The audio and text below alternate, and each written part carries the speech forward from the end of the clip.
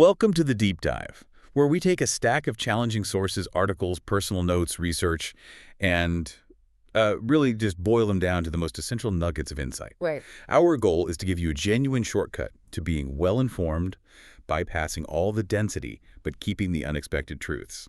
And today, we are immersing ourselves in, well, the foundational structure and the philosophical core of one of the 20th century's most vital and strange novels, Kurt Vonnegut's Slaughterhouse-Five. And we aren't just summarizing a book here, we're really dissecting the author's 23-year struggle to tell a story about the single most traumatic event of his life. The 1945 firebombing of Dresden, Germany. Exactly. And what makes this deep dive so unique is that the source material itself is about the impossibility of creating a cohesive narrative. I mean, our sources show that Vonnegut initially thought writing about the destruction of an entire city would be easy. Yeah, guaranteed masterpiece, right. Right, but instead it became this massive, decades-long psychological burden for him. He realized the scope of the trauma was just, it was too large for a traditional war novel. It cost him, and he writes this, money and anxiety and time. And it resulted in what he called a short, jumbled and jangled failure.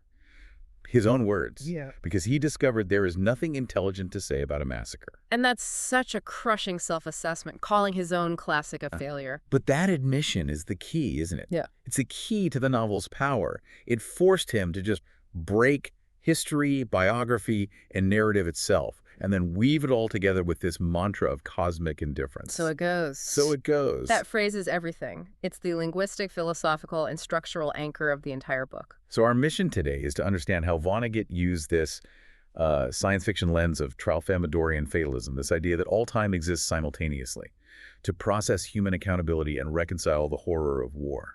And ultimately, to conclude that trying to fight war is as futile as, well, as trying to fight a glacier. Okay, so let's unpack this burden. Vonnegut believed that since the subject Dresden was so vast, so universally known as a catastrophe, he could just write down what he saw and it would, instantly resonate. Right. What was the profound realization that just shattered that initial hope?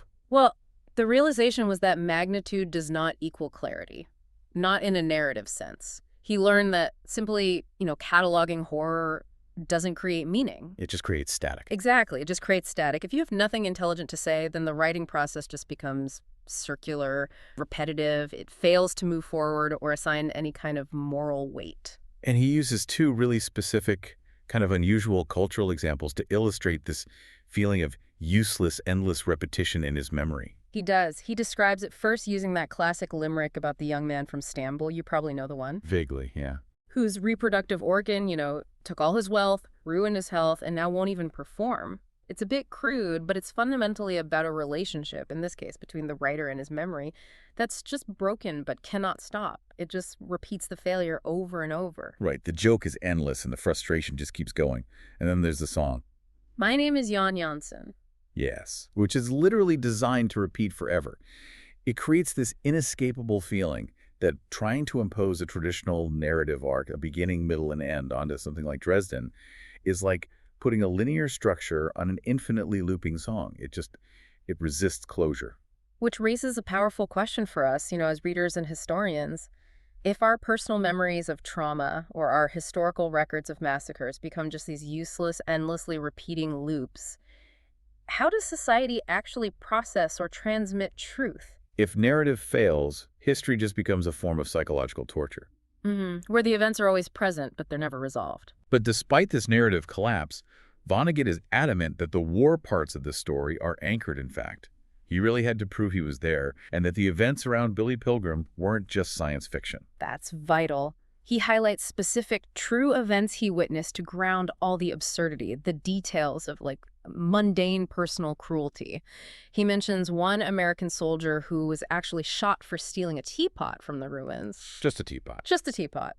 And another guy, post-war, who threatened his enemies with hired gunmen. These are bizarre, isolated acts, but they're what he saw happen outside of the main immense catastrophe.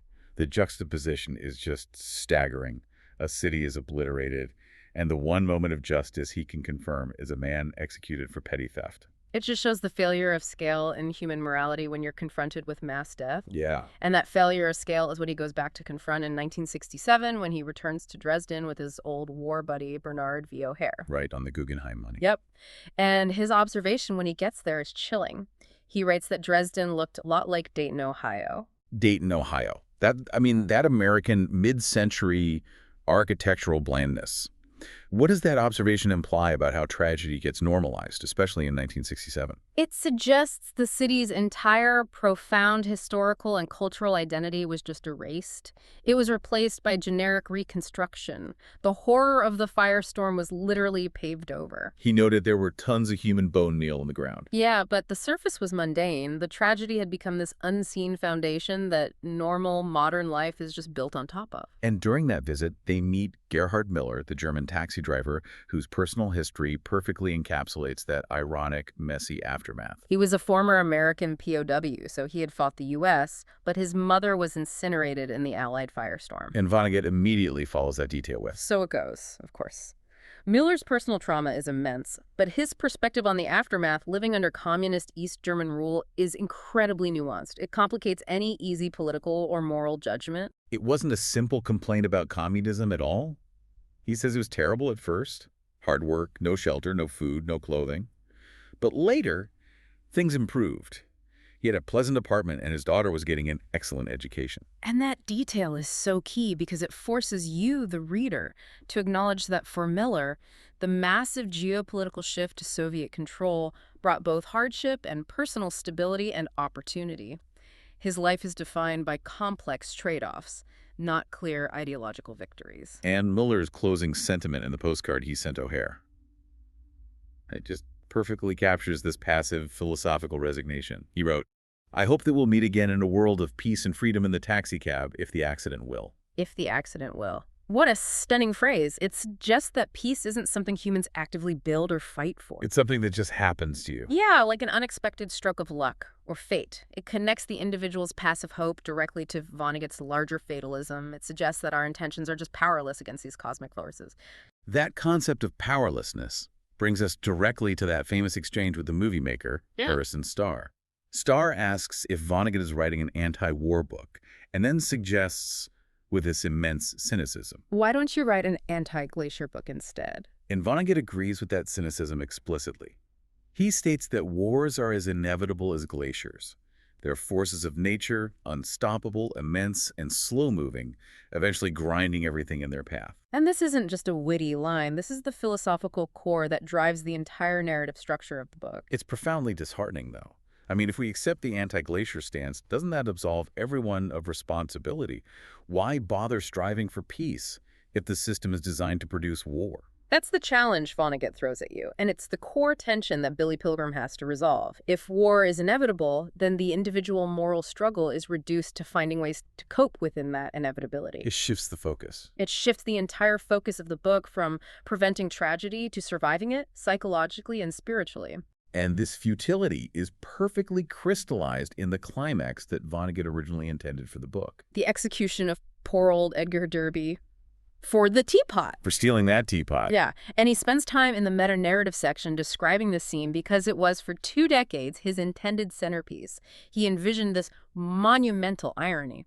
A whole city gets burned down, thousands and thousands of people are killed, and then this one American foot soldier is arrested for taking a teapot. And he's given a regular trial, and then he's shot by a firing squad. The absurdity is almost unbearable. It's the smallest possible crime meeting the ultimate punishment, right in the shadow of the greatest possible crime, the massacre, which gets no punishment at all. And yet O'Hare, his friend who was actually there, was utterly unimpressed by this idea of a narrative climax. He just said, that single reaction speaks volumes.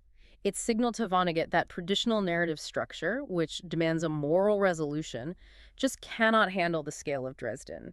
You can't focus the weight of 135,000 deaths onto the execution of one well-meaning man for a teapot. That small moment of irony is simply overwhelmed. And that realization is what necessitated the invention of Tralfamador. So the failure of the traditional climax brings us to a crucial narrative turning point. The dedication of the book. He dedicates it to Bernard O'Hare's wife, Mary, and to the taxi driver, Gerhard Miller. And the dedication comes from this really difficult, crucial meeting with Mary O'Hare. That meeting is framed almost surgically. Mary O'Hare is a trained nurse, which immediately gives her this moral authority in a world drowning in pain and injury. Right. And the way she sets the scene in her kitchen is so intentional. 2 straight-back chairs, a white porcelain tabletop screaming with light. She created an operating room atmosphere, clinical, demanding honesty. She was polite, but you could tell she was angry, moving around the house trying to work off anger. But her anger, we learn, wasn't about the facts of the past.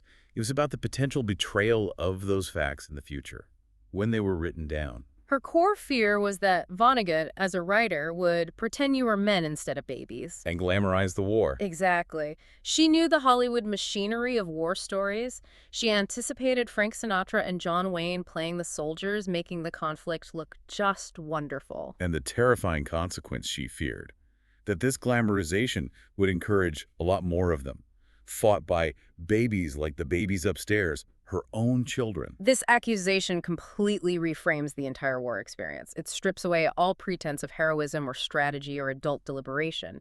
It reduces the soldiers to infants sent to their doom by forces they couldn't possibly comprehend or control. This is the moment Vonnegut fully embraces the children's crusade metaphor. And that's the promise he makes to Mary O'Hare. There won't be a part for Frank Sinatra or John Wayne. And the resulting title, The Children's Crusade, is born from that promise. But to understand the true horror of that title, you really have to look at the historical precedent that Vonnegut references. Exactly. He cites Charles Mackay's classic, extraordinary popular delusions and the madness of crowds. And Mackay already viewed all crusades with intense cynicism, calling them the efforts of ignorant and savage men, that their motives were those of bigotry unmitigated.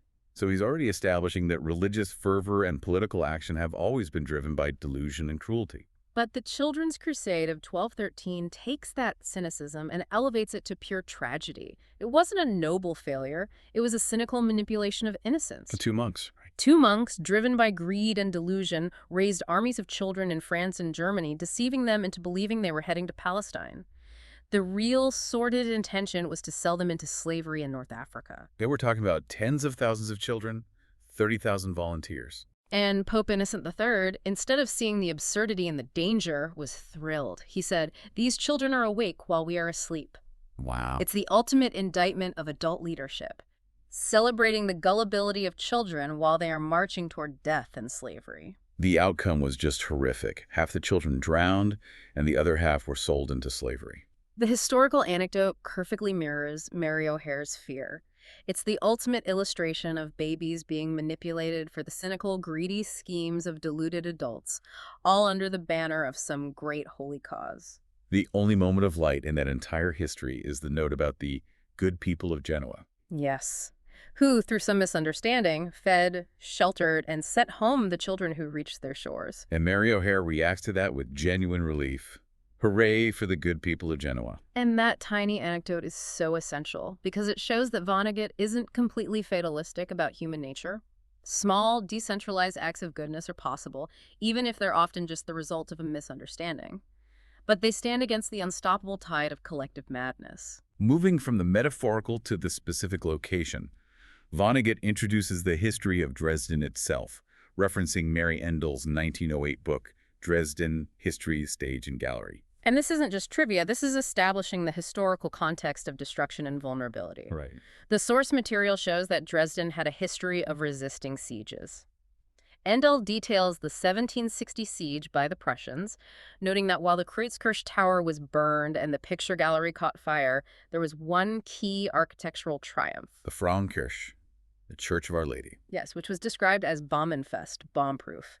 Its enormous stone dome caused the Prussian bombs in 1760 to rebound like rain, and this detail sets up the absolute tragedy of 1945. It underscores that the 1945 firestorm was not just another siege. No. The city had defenses built into its DNA. It had previously withstood intense early modern bombardment.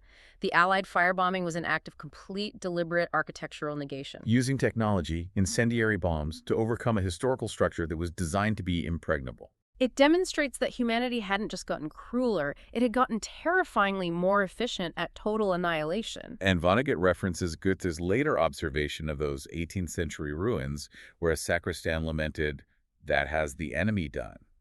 A neat, attributable act of destruction.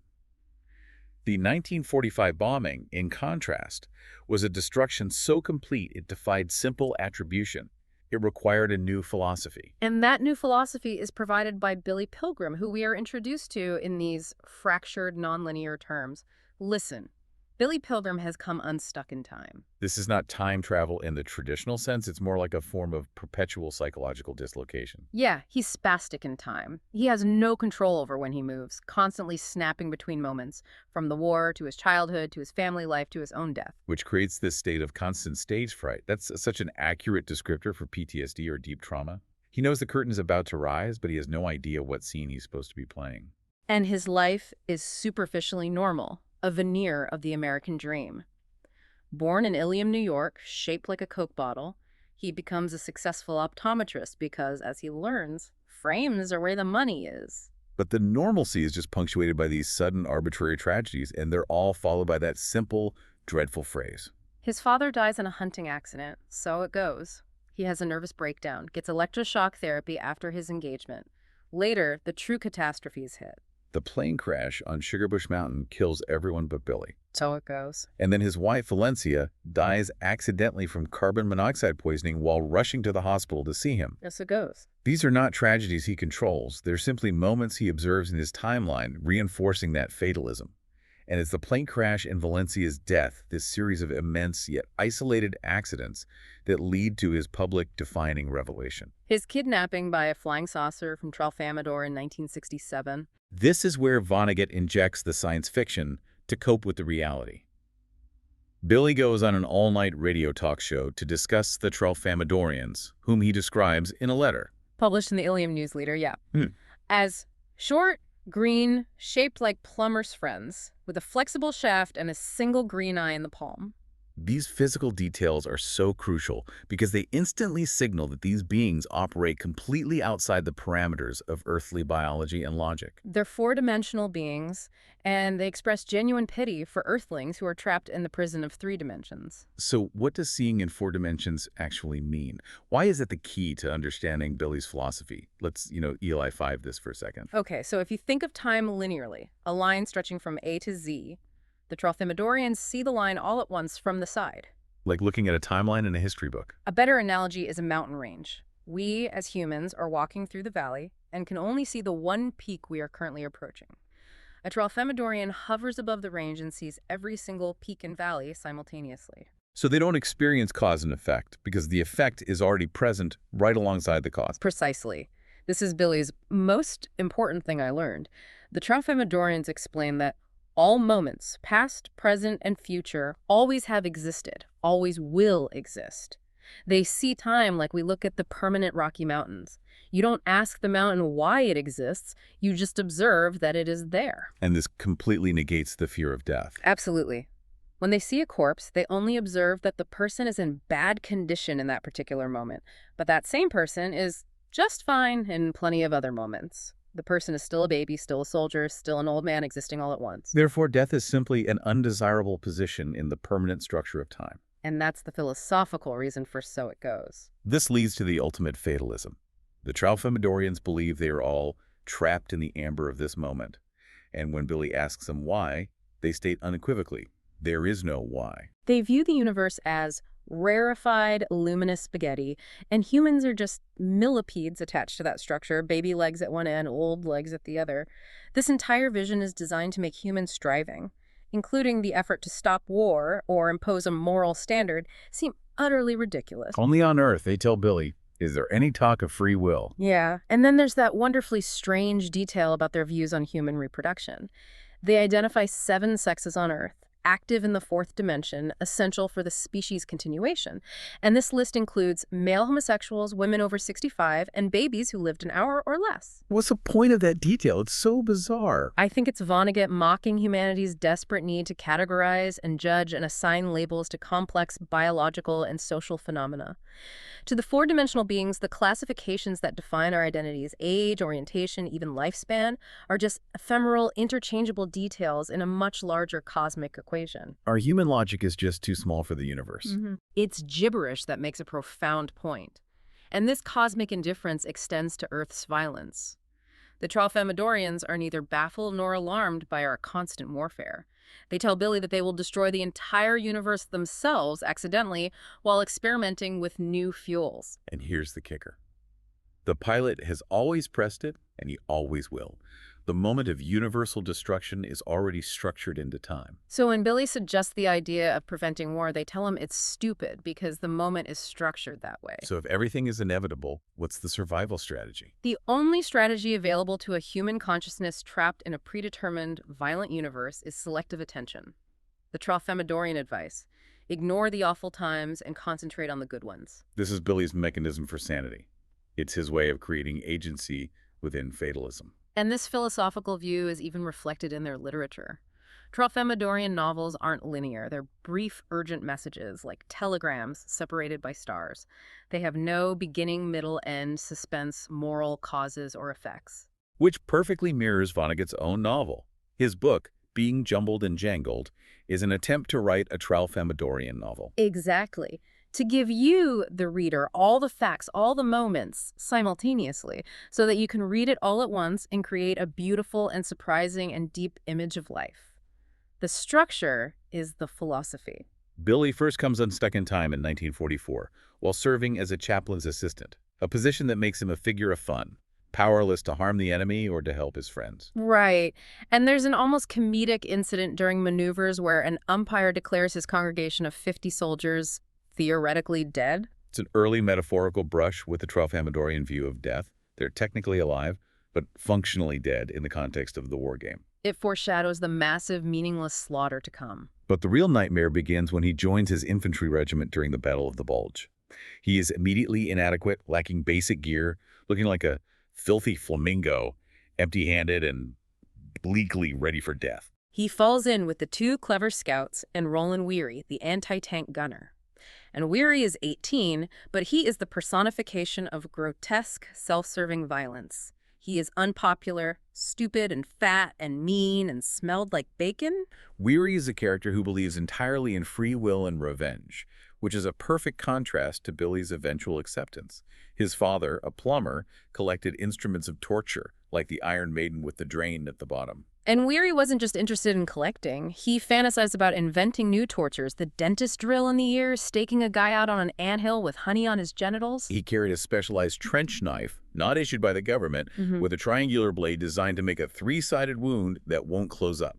This detail of the knife is so crucial. It's hyper-specific, utterly vicious, and it perfectly illustrates the human capacity for personalized, petty cruelty.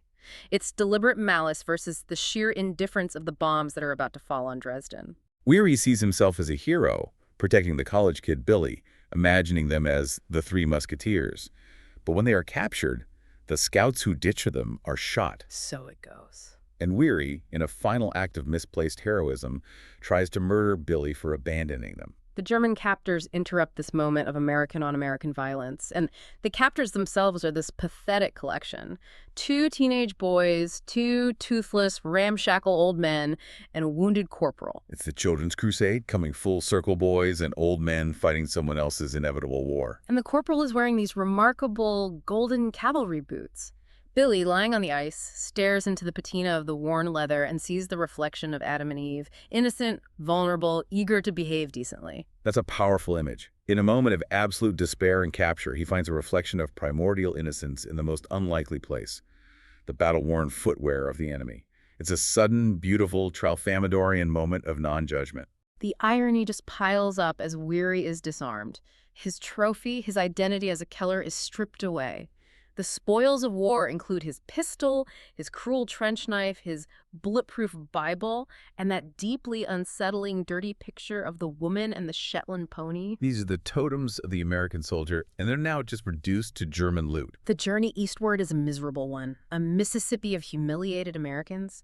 But the contrast Vonnegut provides is important. When they pass German reserves rushing to the front, these are violent, windburned, bristly men, festooned with machine gun belts, smoked cigars, and guzzled booze. These are the men who still believe in the myth of war and masculinity. Yeah. And later, while held prisoner, Billy encounters a chilling piece of German propaganda, a monograph written by the American turncoat Howard W. Campbell, Jr. This is a crucial, fascinating socioeconomic critique that gets rushed in most summaries, but it's central to the book's political message. Campbell, the propaganda expert, isn't just insulting Americans. He's articulating a deep structural critique of American society that connects directly to the Children's Crusade. He argues that America's most destructive untruth is that it is very easy for any American to make money. And because this lie is so fundamental, the vast majority of Americans who are poor are taught to hate themselves, believing their lack of wealth is a personal moral failing. And this self-hatred, Campbell claims, creates a massive undignified poor that conveniently benefits the rich, who never have to worry about social welfare. And he claims this self-hatred is visibly reflected in their uniform. He says the American uniform is just a modified business suit from a nose-holding charity, contrasting it with the stylish, formal uniforms of other armies. It's a vicious but brilliant point. He argues that the uniform itself signals the officer's contempt for the enlisted man, a genuine expression of hatred for the poor. And Campbell concludes that American POWs were the most self-pitying, least fraternal, and dirtiest of all prisoners of war, despising any leader chosen from among their own number. This propaganda, however cynical the source, it actually validates Mary O'Hare's point. These are not heroic, strong men. They are disorganized, self-hating children, ill-equipped both physically and psychologically for the horrors of war. The absurdity intensifies when Billy and the Americans arrive at the prison camp shared with 50 middle-aged English officers. The British are the complete antithesis of the American enlisted men. They embody the myth of civilized warfare that Vonnegut is systematically dismantling. They were clean, enthusiastic, strong. They lifted weights, mastered games, and critically, they were wealthy. Due to a clerical error, they received 500 Red Cross parcels a month instead of 50. 3 tons of sugar, 2 tons of flour, 2 tons of orange marmalade. They were thriving in captivity. And the Germans adored them for maintaining this facade of dignity, for making war look stylish and reasonable and fun. The British officers were acting out the very Hollywood version of war that Mary O'Hare feared. They prepare this elaborate welcome for the Americans, singing, "Hail, hail, the gang's all here," from Pirates of Penzance, mistaking the arriving frowsy Americans for fellow officers. They lay out a banquet of food, cigars, chocolate, all illuminated by candlelight. And here we hit one of the most sickening, jarring details in the entire book. It's an almost throwaway line, but it shatters the moral foundation of the British civilization. The German-made candles and soap they were using were made from the fat of rendered Jews, gypsies, fairies, and communists. So it goes. So it goes. We have to pause here. That detail is so brief, yet it's so monstrously important. The epitome of decency and order, the British officers, are unknowingly, yet literally, using the gruesome byproducts of the greatest human horror. It's the ultimate ethical contamination. It signals that even those who maintain the highest standards of civilized behavior are fundamentally implicated in the atrocities of the war machine. There are no clean hands in this conflict. None. Their order and wealth are built on and illuminated by human suffering. It proves the system is rotten from the foundation up, regardless of individual intention. And when the Englishmen finally see their guests, the shaved faces, the dirt, the broken spirit of the American babies, the illusion just collapses. The colonel, captured at Dunkirk, is shocked. My God, it's the Children's Crusade. He recognizes the vulnerability and humiliation that Mary O'Hare had warned about. He's repulsed by Billy's civilian coat, which is too small and full of bullet holes, interpreting it as a deliberate attempt to humiliate you by the American authorities. Billy's chaotic, pathetic appearance embodies the reality of war that the British officers had neatly excluded from their prison gymnasium. This psychological weight becomes too much for Billy. He laughs hysterically during their performance of Cinderella, shrieking until he's medicated with morphine. It's not sadness. It's the unbearable absurdity of the human condition, the horror and the farce existing side by side. The morphine transports him to a Tralfamadorian-like paradise, a dream of giraffes eating sugar pears and kissing him with their long, muscular upper lips. And when he wakes up, he's in a veterans hospital in 1948, befriending Elliot Rosewater, who suffers from the guilt of accidentally shooting a 14-year-old fireman. Rosewater and Billy are seeking salvation from the trauma, and they find it in science fiction, specifically the works of Kilgore Trout. They use these bizarre stories to reinvent themselves and their universe. Rosewater concluded that everything there was to know about life was in the Brothers Karamazov. But that traditional philosophical masterpiece was not enough anymore. And that's a devastating critique of the humanities post-World War II. Dostoevsky, the great chronicler of moral struggle and free will, cannot explain the meaninglessness of modern industrial slaughter. Only the cosmic detachment and absurdity of science fiction can provide a framework large enough to contain the trauma. The British officers assure the Americans that Dresden is an open city, undefended, with no war industries, a lie they genuinely believed. The Americans elect the doomed high school teacher, Edgar Derby, as their leader. And we get Paul Lazzaro's vicious response to this act of democracy. Go take a flying fuck at a rolling donut. The contrast between the meek decency of Derby and the raw, vulgar hostility of Lazzaro is just critical. When they arrive in Dresden, Billy is momentarily enchanted. The city looks like a Sunday school picture of heaven, intricate and voluptuous and enchanted and absurd. But Billy knows the future. He's unstuck in time, forced to see the beautiful frolicking stone monkeys and the merry Amoretti carved into the architecture, knowing that in a matter of hours they will be utterly dead. So it goes. The beauty and the destruction exist simultaneously in his mind. They're housed in Schlachterhouse-Five, Building 5, a former pig shelter, and the final moment before the bombing involves a German surgeon who's offended by Billy's ridiculous, clownish appearance, blue toga, silver boots, believing he is mocking the war. The surgeon, in his professional dignity, cannot process the absurdity of Billy's uniform. Billy's response is to show the surgeon the only treasures he possesses: a 2-carat diamond and a partial denture found in the lining of his ridiculous coat. These are his pathetic wartime relics, the detritus of the Children's Crusade. While Billy represents passive, Tralfamadorian fatalism, Paul Lazzaro, the car thief with the disgusting skin, embodies pure, visceral, personalized free will and vengeance. Lazzaro is the voice of absolute human retribution. He had promised Roland Weary on his deathbed that he would have Billy killed for Weary's death. His philosophy is simple. Revenge is sweet. It's the sweetest thing there is. His anecdote about the biting dog is one of the most chilling expressions of cruelty in the book. Feeding the dog steak embedded with razor-sharp clock springs. You got the right idea now. Tear your own guts out, boy. That's me in there with all those knives.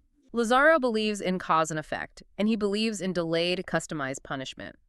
His plan for the man who broke his arm involves a post-war assassination, where the hired stranger would first shoot the man's pecker off, allow him to contemplate his castration, and then shoot him in the guts. This is the ultimate rejection of Tralfamadorian indifference. Lazzaro believes humans can and should control the fate of others. But Billy, unstuck in time, knows Lazzaro keeps his promise. He has already observed his own death on February 13, 1976, in Chicago. By then, the U.S. has been balkanized, and Chicago has been hydrogen bombed by the Chinese. So it goes. He describes his assassination in total detachment. He's addressing a crowd about Tralfamador when an old associate of Paul Lazzaro shoots him with a laser gun. His reaction is the ultimate philosophical statement. If you protest, if you think that death is a terrible thing, then you have not understood a word I've said. Death is just violet light and a hum. This acceptance is the core lesson of Tralfamador. They are not baffled by Earth's violence, and since they themselves will destroy the universe accidentally, the lesson is clear. The moment is structured that way. It's the highest form of cosmic indifference.